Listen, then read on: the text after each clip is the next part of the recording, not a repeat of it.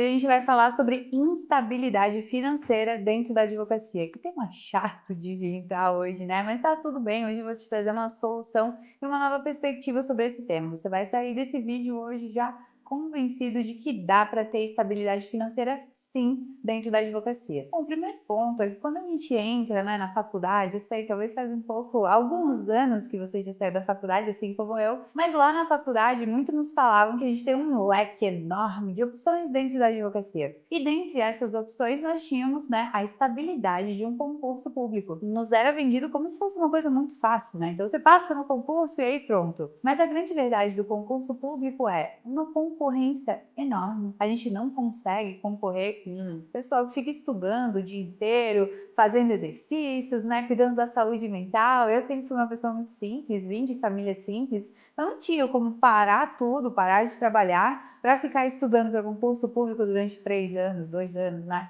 Que é mais ou menos a média para você passar no concurso. E o que acontece com um concurseiro? Cara, daqui a pouco ele já precisa de concurso para delegado, daqui a pouco é para juiz, daqui a pouco é para escrivão, daqui a pouco é para policial, daqui a pouco ele tá, sei lá, fazendo quase que qualquer coisa. E esquece que você precisa ser vocacionado no que você faz. Não é todo mundo que tem aptidão para qualquer coisa. Então, muitas vezes o concurseiro ele acaba se perdendo no dinheiro que ele vai ganhar e esquecendo que ele precisa ter satisfação, ele precisa ser vocacionado e gostar do que faz. Mas, na nossa advocacia, também de outro lado, a gente tem dentro da advocacia tradicional atual um cenário muito difícil. A gente tem um judiciário hoje, que vamos falar, corrupto, tem decisões completamente diversas em casos semelhantes, a gente tem uma insegurança jurídica enorme, um judiciário que muitas vezes é grosseiro conosco. Eu não sei se você já passou por alguma situação constrangedora, mas muitos de nós advogados sofrem sim abuso por parte das autoridades, então a gente muitas vezes é maltratado pelos juízes, tratam a gente mal, né?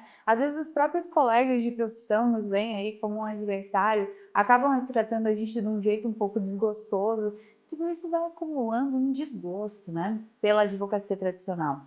E quando a gente fala de processo judicial, a gente está dentro de um contexto onde o advogado ele precisa achar o cliente, fechar o contrato.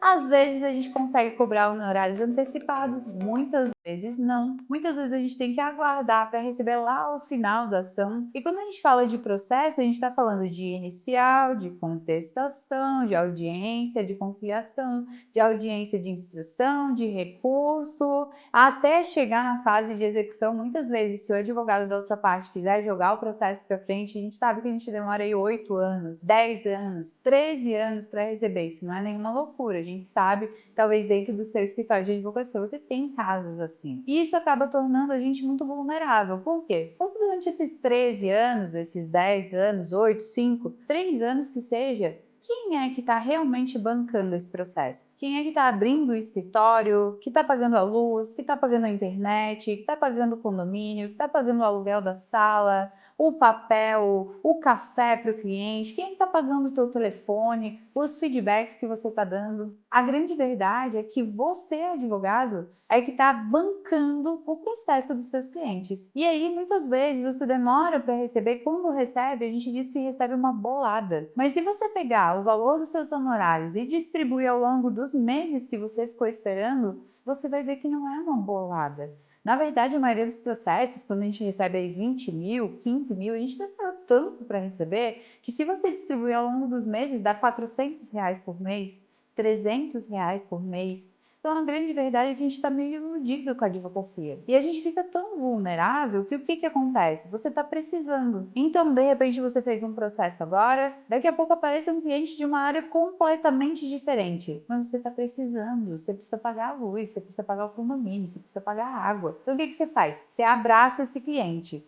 E aí, quando você começa a abrir esse rol, você tem que estudar o trabalhista, você tem que estudar o previdenciário, você tem que estudar aquele caso específico de civil. Daqui a pouco você está em contratos, daqui a pouco você está no direito criminal. Gente, eu fiz sustentação oral no TRF4. Imagina, criminal. Então eu fazia crime, eu fazia previdenciário, eu fazia trabalhista, eu trazia o amor em 4 dias, né? A gente faz cobrança, já subi em favela para fazer cobrança, já fiz de tudo. Eu sei como é a advocacia. E tudo isso vai causando o quê? Instabilidade. A verdade é que você não tem uma recorrência de receita. Isso vai matar você a longo prazo. Então, quando eu falo dessa metodologia PRO, Quando eu falo de você estruturar o seu escritório, o que eu tô querendo te dizer? Tô querendo te dizer que você não precisa deixar de fazer os seus processos e de atuar de uma forma mais agressiva, de usar o judiciário se você realmente gosta. Você precisa ter receita fixa. Você precisa acordar todo dia 1º de cada mês e saber que até o dia 5 você vai receber lá seus 15 mil, seus 20 mil, sua recorrência.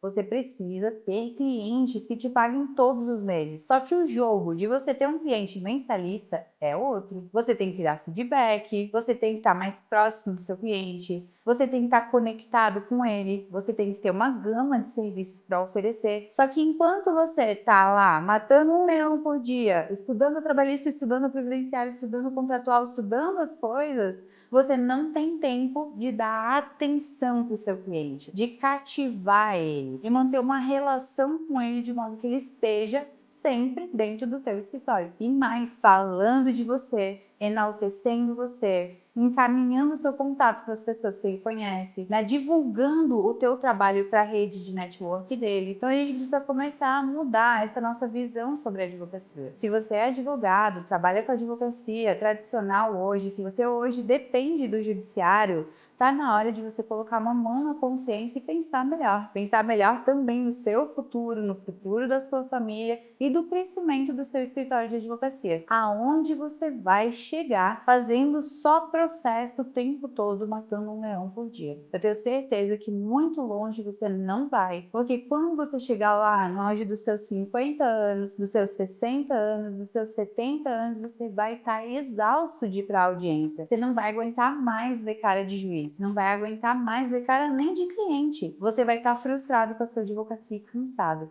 Eu te convido a continuar aqui no meu canal, porque aqui eu vou mostrar para você como que você vai desenvolver uma metodologia de atendimento dentro do seu escritório, de precificação dentro do seu escritório, de comercial dentro do seu escritório, para que você tenha recorrência. Eu quero que todo dia primeiro você acorde tranquilo, porque está no seu dia de receber e não de pagar contas. E se você gostou desse vídeo, não esquece de deixar um joinha aqui para mim. Comenta aqui embaixo o que você achou, se você concorda, se não concorda e qual que é o próximo tema que você quer ver por aqui. Se inscreve no canal, já ativa os alertas e não esquece de vir lá no meu Instagram. Lá eu produzo conteúdos todos os dias para você, nós temos stories, a gente pode interagir, eu vou adorar receber uma mensagem sua por lá. Tchau, Advogado Pro, nos vemos no próximo vídeo.